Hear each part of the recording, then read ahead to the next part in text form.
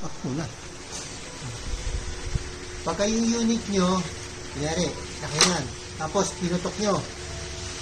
Putok. Pag putok, bumubuka to. Nag-open na ganyan. Okay? So, ang gagawin nyo lang yan, so, yan, naka-open na. Cap. And then, may makikita kayo. Kita ba? Yeah. Yun, yung may pag-screwan doon. Okay? So, mag-shoot kayo ng Allen key na, ano ba to? Either 1.5 o 2. Subukan yung paikutan yung spring sa loob. Paluwag. Paluwag ha, hindi paikpit. So, counterclockwise. So, ang mangyayari dyan, kasi dalawang spring yan na nasa loob. So, yung maliit, yung nangyayari dyan, yung spring na maliit, pumasok na sa loob. So, parang naging ganyan na. So, nagiging mahina yung spring, kaya bumubuka. So, iatras mo to, itong spring na isa.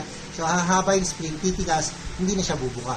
So, paikot-ikotin yun hanggang talagang tumigas na yung spring. Ano lang yan. Kaya lang, ang ano naman, ang trade-off, kung minsan, mahirap i-lock. Dahil tulak na tulak yung spring. Pero, yun lang pag-ayos nun. Okay? Bukot na natin ito. Ay, hindi, papalin pa.